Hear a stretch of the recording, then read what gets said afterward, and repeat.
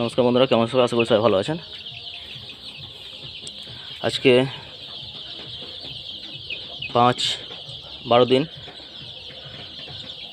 পড়লো, 26 তারিখ ঢুকেছে। তো এবারে একটু মর্টালিটি রেটটা বেশি হয়েছে আমার হিটটা দেওয়ার ভুলের কারণে। প্রথমে আমি গ্যাস ব্রোডারটা দিইনি, পরে আমি গ্যাস ব্রোডারটা দিয়েছিলাম, যার কারণে 50-60টা বাচ্চা আমার এবার মর্টালিটি হয়েছে। 1039 পিস ছিল। তো এবারে দেখুন, আজকে 12 দিনে বাচ্চা খুব সুন্দর আছে। মাঝে আমি মাল্টিভিটামিন, অ্যান্টিবায়োটিক এবং পায়খানার একটা ওষুধ আমি ব্যবহার করেছিলাম, সেটার নামটা আমি আপনাদের পরের ভিডিওতে জানাবো কি পাউডার ব্যবহার করেছিলাম। তো দেখুন বাচ্চা আজকে আমি একটু গুঁড়োটা নেড়ে দিলাম, প্রতিদিনই নেড়ে দিই। সব পর্দা খুলে দিয়েছি, লাইট সব বন্ধ, পর্দা নামিয়ে দিয়েছি। রোদটা বাইরে থেকে একটু ঢুকছে, দেখুন ফার্মে রোদ ঢোকা দরকার, যাতে রোগ জীবাণু না হয়। পুরো ফার্মে দেখুন বাচ্চা ছড়িয়ে ছড়িয়ে আছে। তো শীতকালে একটু কেয়ারটা বেশি দরকার হয়।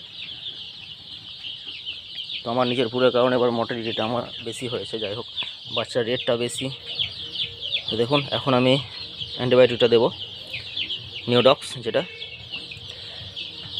10 লিটার জলে 1 গ্রাম হিসেবে। পুরো ফার্মে দেখুন আমার গুঁড়োগুলো নিয়ে এসেছি, গুঁড়োগুলো বিছাবো। একটু মাটি দিয়েছিলাম, জলের ট্যাঙ্ক পরিষ্কার করতে হবে, একদিন একটু কাজ আছে। তো আজকে 12 দিনে হয়ে গেল, 18 দিনে ভ্যাকসিনটা করবো। আমি 7 দিনে ভ্যাকসিনটা করিনি, যেহেতু একটু সমস্যা হয়েছিল বাচ্চার ঠান্ডার জন্য।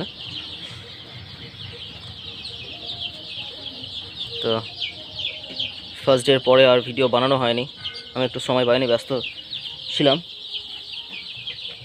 তো ভাবলাম আজকে একটা ভিডিওগুলো বানিয়ে দিই। এখন ঠিক আছে বাচ্চা।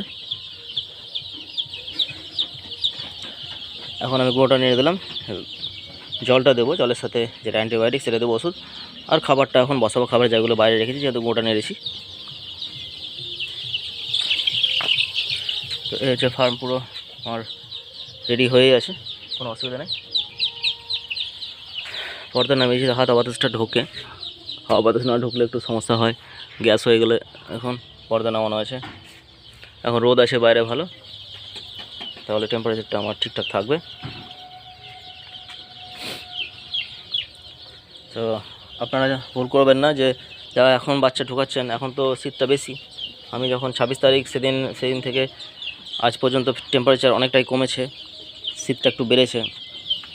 আমার ঢুকেছিল 26 তারিখ, নভেম্বরের ফার্স্ট উইকে যারা ঢুকিয়েছে তাদের একটু সমস্যা কম হয়েছে। তারপরে যারা ঢুকাবেন, এখন অবশ্যই গ্যাস ব্রোডার দিয়ে হিটটা ঠিকভাবে মেনটেন করবেন, চারিদিকে পর্দাটা ঘিরে, যাতে এক জায়গায় গাদা না লাগে। গাদা লাগলেই মর্টালিটি বাড়বে, রেট চাপা পড়ে মরবে। যাতে বাচ্চা হিট ঠিকভাবে পায়, আর ঠিকভাবে হিট পেলে পরে ওরা গাদাগাদি করবে না, একটার উপর চাপার চেষ্টা করবে না, ফাঁকা ফাঁকা হয়ে থাকবে। তাদের মর্টালিটি আপনার অনেক কম হবে, বাচ্চাও ভালো থাকবে। তো দেখুন ওগুলো এখন ঠিক আছে, সবই ঠিক আছে। 12 দিন হয়ে গেল, যার কারণে হিট এখন সেরকম দরকার নেই, ওতে যথেষ্ট বড় হয়ে গেছে। ভ্যাকসিনের একটা ভিডিও আমি বানাবো, দিয়ে দেখাবো। যাই হোক, এবার হিটের সমস্যাটা হয়েছিল। আপনারা হিটের সমস্যা ভুল করবেন না। এই ডিসেম্বর এবং জানুয়ারিতে যারা বাচ্চা ঢোকাবেন, তারা অবশ্যই হিটটা মাথায় রাখবেন, যেন হিটটা ঠিকঠাকভাবে পায় বাচ্চা। হিটে একটু খরচ হবে, 200 পাওয়ারের বাল্ব তো লাগবেই। আমি 1008টা 200 পাওয়ারের বাল্ব আমার দেওয়া ছিল। তার সাথে 3 দিন পরে আমি গ্যাস ব্রোডারটা চালিয়েছিলাম। প্রথম দিন থেকে যদি গ্যাস ব্রোডার আমি চালাতাম, তাহলে বাচ্চাগুলো আমার অতটা নষ্ট হতো না। প্রথম দিন থেকে গ্যাস ব্রোডার দিয়ে আপনার হিটটাকে মেনটেন করবেন, কারণ বাল্ব দিয়ে শুধু হবে না। তো এটা গুরুত্বপূর্ণ ইনফরমেশান আপনাদের আমি শেয়ার করলাম, প্র্যাকটিক্যাল যেটা হলো আমার সাথে। তো দেখা হবে পরের ভিডিওতে। সব ভালো থাকুন, সুস্থ থাকবেন, ধন্যবাদ।